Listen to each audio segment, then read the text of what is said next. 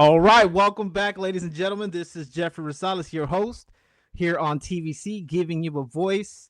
I am really excited today about this guest that we're about to have, especially during this climate that we have when it comes to leadership. And ladies and gentlemen, let me tell you real quick a little bit about this person that we're going to talk about. We're talking about Master Sergeant Roy P. Benavidez, Medal of Honor recipients, Green Beret, served in Vietnam, and has done some historic things that our children, our children's children need to know about, and business leaders as well. This is something you can take note of for his leadership actions and also community leaders here.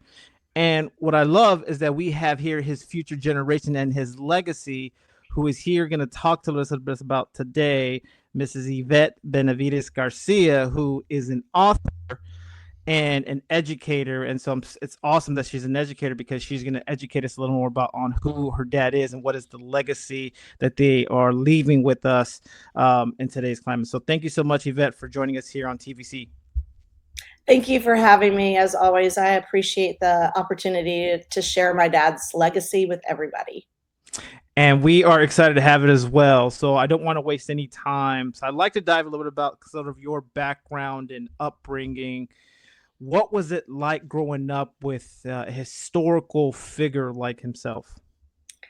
Well, in retrospect, I obviously one word to describe it would be awesome. Obviously, knowing who the man that he is today, I don't have anything negative, obviously, to say about my dad.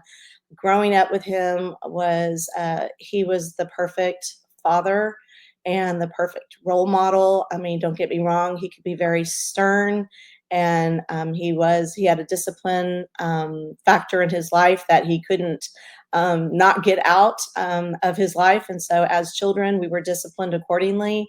But looking back, sometimes the discipline was rather funny. But my dad was very smart, book smart. He pretty much had to educate himself.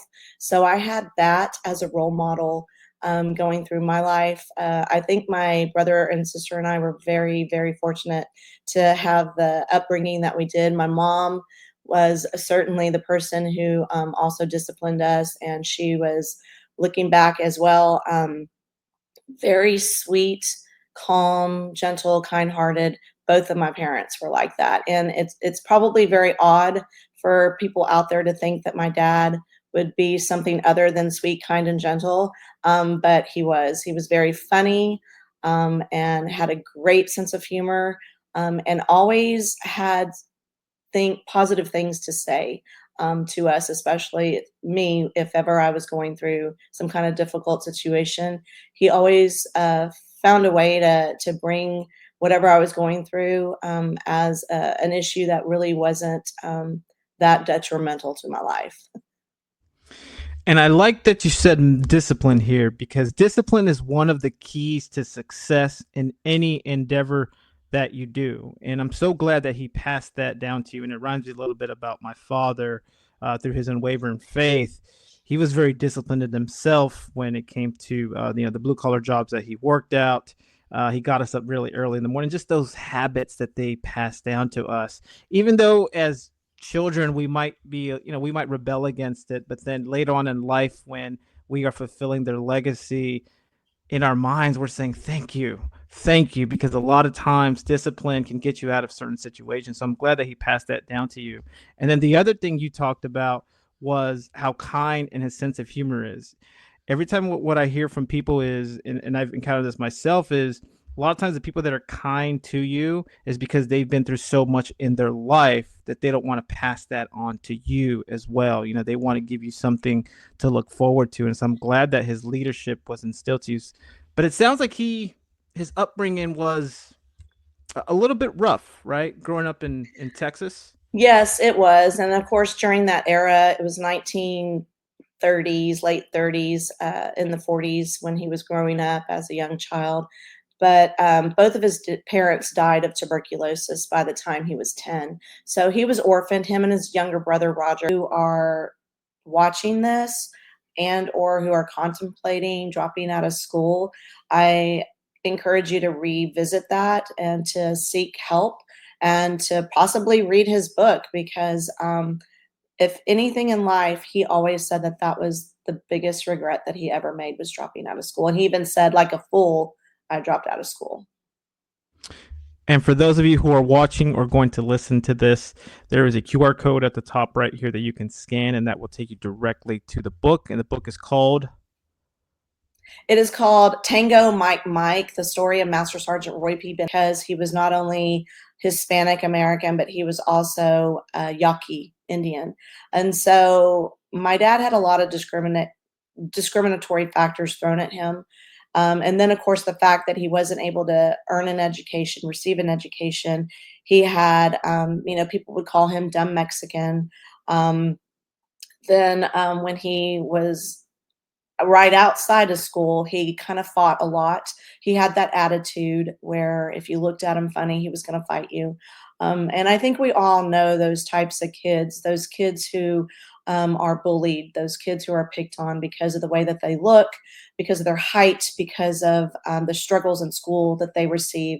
And so my dad really was the punching block for all those. He was given a letter in the mail that basically said, we're no longer going to give you disability checks on your disability. My dad thought basically he was the only one who had received that check, and he had friends in our local newspaper who wrote a story about that. Then that went global, and other people started writing him saying, I'm going through the same thing. So then the fight went from, okay, it's not just me who's going to lose my disability, but thousands of others. And so he literally went to Congress and fought for his rights, their rights, and won. Um, I mean, I could go on. My dad has always had a war to fight, a battle to win. And even in death, we, his family, sometimes take on those battles for him with people who are, for lack of a better word, I can only come up with jealous of the notoriety that my father has received for his efforts in and outside of the war. And so now that's a battle that we proudly take on and we help to fight in my father's memory. who were some of his allies or his mentors that got him through these battles, both administratively, mentally. Is there anyone that was particular? Was it your mom? Was it My the mother, for family? sure, is the first person that comes to mind. She is, as most spouses of military people, they who also are not in the military, I think they take on the biggest ally role for those. My mom obviously was his biggest supporter. She protected him, she supported him, and she helped to raise us when he wasn't around. He also had people like Art Haddock early in his life, who was somebody who could mentor him. He really looked up to other people in our town, Chris Barbie, who ended up being a really good friend of his father, Fred Barbie. There's just a lot of people, so many, and I know that if I forget to say a word, they know who they are. But he, outside of the war and when he came home, he had a lot of allies, people who would support him. My uncle Leo Foisner, his brother Roger Benavidez, a friend by the name of Ab Weber. Um, Most of these people have passed on. My uncle Leo is still alive. But he had a lot of military people in the sector who really supported him. And so we're proud to be friends, if not only of them, but of their family members. It's a brotherhood that has transcended to our family as well. And the brotherhood stays strong here, and I think that's one of the things that us veterans we miss the most when we get out of the service. When we get out, it's a different world, corporate business world. We're looking for Remember, I could see blood coming from his head, and I remember telling him Dad, you've got a sore or something going on in the back of your head. And I remember he reached back while he was driving, and whatever it was at the time, I didn't know, but he picked it out and he said, "Oh, that's just a piece of shrapnel making its way out of my head." And so it was things like that when I started to realize, like, okay, what do you mean by shrapnel? What is this? Because my dad really didn't talk about his experiences or life. Thank you for saying the word leadership, because ironically, I just did a guest speaking spot with the Benavidez Leadership Development Program team out of West Point, and Adam Deeker, who organizes this program every year, has so graciously included me to come and talk to the West Point Benavidez Leadership Development Team. And we just did this on Thursday, and that was their whole program was about lead like Benavidez, which is a phrase coined by Master Sergeant Crystal Ramiro. And she, a couple of years ago, got the idea from, I guess, something that I had spoken about. And she said, "You know what? We're going to lead like Benavidez. I'm going to start leading like Benavidez." And so that is where that phrase was coined from. And now that is the topic every year, is to lead like Benavidez. So, my dad obviously had that spirit of sacrifice, and the spirit of courage and unity and brotherhood. And he really did instill that on us, more so because that's what we saw. And when you do something, not only in your life, but for others, and your children see that, then they're going to want to emulate that. And so I always saw my dad in a leadership role. If it wasn't the leader of our family, it was leading his friends, his brotherhood, in and outside of the war, before, during, and after the war.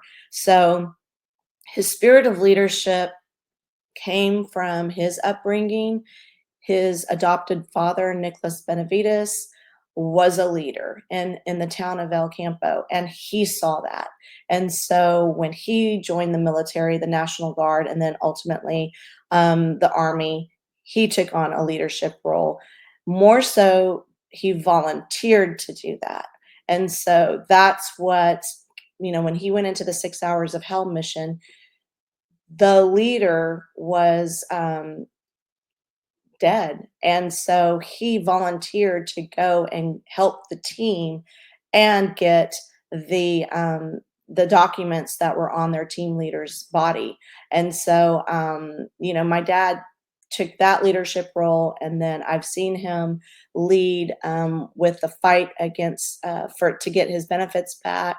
I saw him be a leader when people discriminated against him because they felt like if he could get in a car and drive his kids to school, or get in a car and drive to the local park and walk 5 miles every day, then he can get a 9 to 5 job. He doesn't need those disability benefits. And so my dad, when he faced discrimination like that, he took on a leader disposition by showing us, his kids, that he wasn't going to fight back with words or hatred remarks or anything like that. He led us and led his whole life not talking bad about people and not meeting them halfway with the same type of discriminatory remarks or hateful attitude or ugliness. And so my dad, from the time he passed away, was always in leadership mode. We carry on that, and even in death, he is still saving lives and leading. I love that. And for those of you listening, I mean, this is very important because we come from a time, especially where the media, they might portray certain communities a certain way. And I love the fact that your dad's character was exemplified in everything that he did. He didn't fight fire with fire, but in a calm way, he was able to educate and transform himself and not let those tactics or those things that people would say about our community or him. And he was able to carry himself in a way where he was able to change that narrative, because I think that's really important in today's climate, that where, I always tell people, and I'll give this example is, they're like, oh yeah, I saw this movie called Rambo, right? This Italian guy named Sylvester Stallone, and I always educate them. I'm like, do you want to know who the actual Rambo is? It's not that guy. It's this guy named Roy P. Benavidez. And that's why I think it's so important for us to tell these stories, because the youth today, Yvette, I think the youth are looking up to folks like yourself or your father or myself or our community, and they want to know these stories.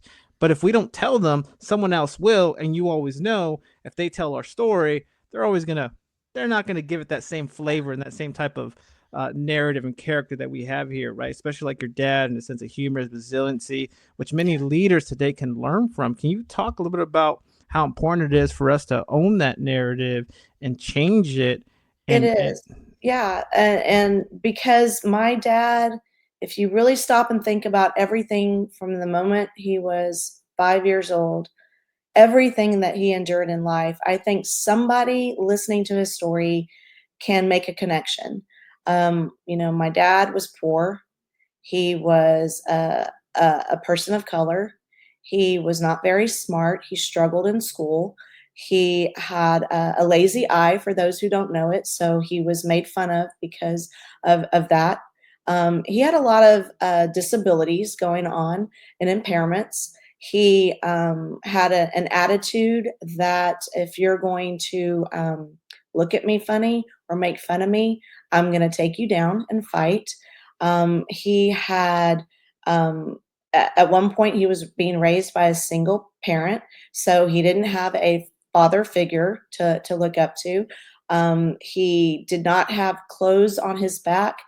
He had holes in his shoes. He spoke Spanish, so that was another thing. Was made fun of because he couldn't speak English. I mean, the list goes on and on and on, and every person, every kid out there can relate to some form of life factor that my dad went through. And my dad did a complete 180. He was on the verge of being sent to a boys' home at one point because he was getting into trouble so much. And his adopted father knew the principal by his name by heart because he was always. so was going to join the Marine Corps and ended up not joining the Marine Corps. And he went into the recruiter's office, and I think he was either going to do special ops or he was going to do, I forget which division he was going to go into. But what I got from that story was that he was 5'7", and the Marine Corps was not going to take him. And there was another recruiter, I don't know if it was the Army recruiter, if I can remember correctly, where they had said, hey, you're too short. And your father said something to the effect of, well, I'll cut you down to my size and I'll end up, and I'll show you, right? But that just shows his determination and his courage. Yeah. His courage. He didn't care. It's a powerful story that if we don't get it out, no one else is going to tell that. And eventually people are just going to go back to, whatever's going on, whatever you're seeing on TikTok or YouTube, which is whatever the flavor of the day is. But this is leadership 101 right here. The man knew his character, his strength, and his own ability inside. Yeah. He didn't allow what people outside were telling him. Exactly. He And didn't so let this is anything fired stop up. him. Yeah, You're I right. mean, and so I think I want everybody to take that away today is it's not the size of the dog in the fight, the size of the dog and fight inside you. You can do anything. And that's what I love about your father is that he fought for his Medal of Honor. There's another gentleman right now that we're fighting for as well. Similar situation of Yvette. Son of have some basis about that. We should have more of these leadership seminars, and shout out to Crystal. She's an amazing person that I know as well.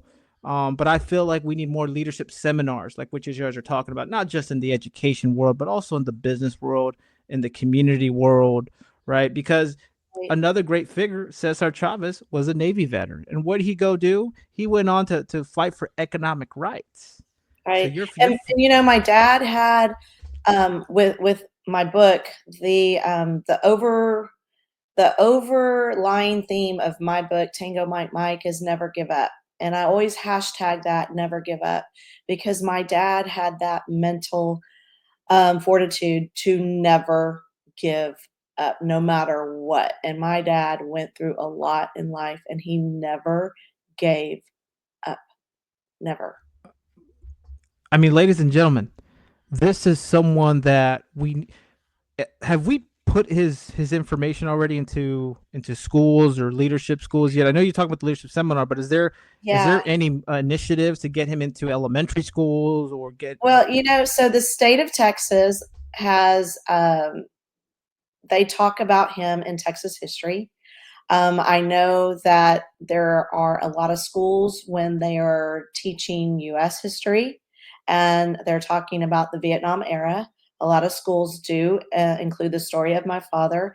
I do get a lot of emails from people saying, or Facebook messages or personal messages from people saying, "Hey, my son, my daughter learned about your father today." So I do know. I don't know all the schools or districts or states that are talking about him, but there are a lot. And in the state of Texas, he has been a EOC 11th grade U.S. History EOC end of the year course question on the STAR test. And so that's one thing that we tell our I tell the students at the school that I teach at El Campo, that's one question you better not miss is the story about Roy P. Benavidez. And so they all know about him. And I know that currently our U.S. history teachers, I just spoke to one the other day, Miss Jensen, she is teaching about my father. And so I love it when people message me and tell me that. I just got a message the other day about a college student who is in aviation school and he's doing a presentation on a notable figure and he chose my dad. And so I'm going to be talking to him and giving him some stories and some tidbits and information. So there's lots of kids who are learning about my father.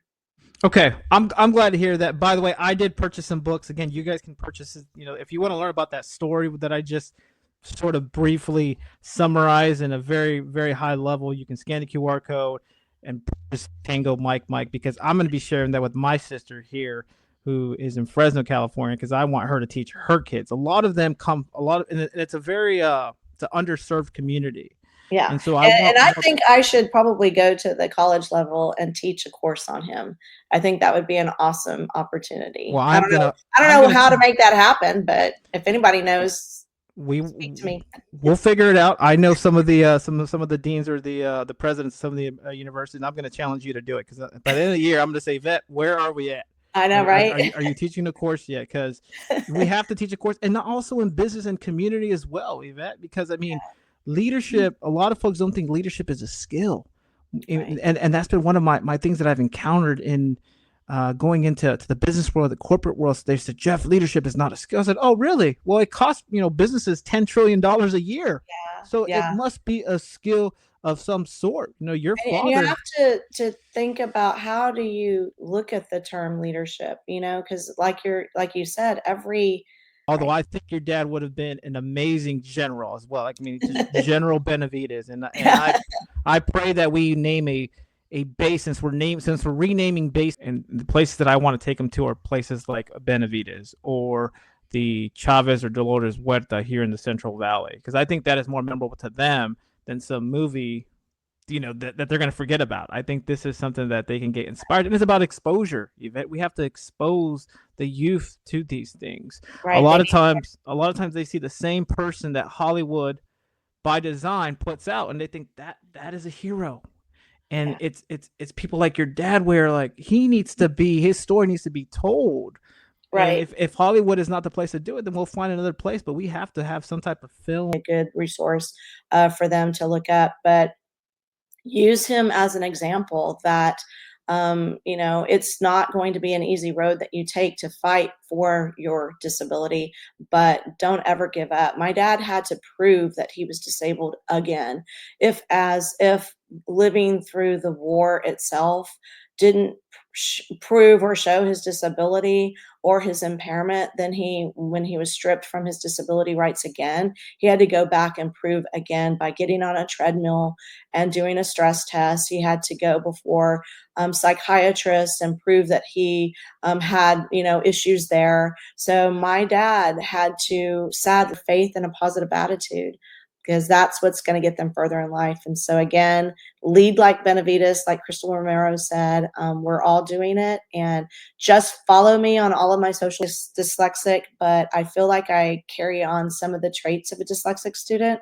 But the reason why I wrote the book was when I was teaching fourth grade. My fourth graders would always ask for some type of book that they could read to learn more about my dad, because I always spoke about him. And most of the books at that time were the books that were like 260 pages long or 350 pages long.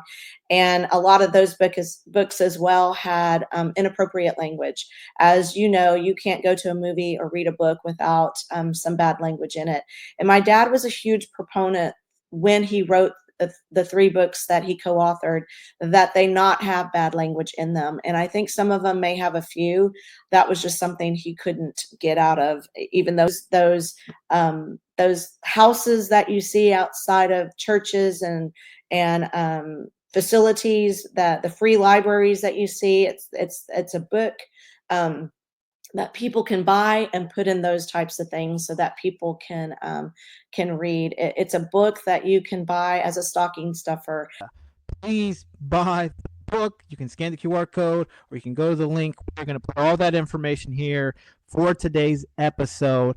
And I'm going to challenge each and every one of you to go out, even if you don't buy it for yourself. Buy it for that kid on your block who he's probably living in a rough neighborhood and he may not have that opportunity. Maybe he can open it up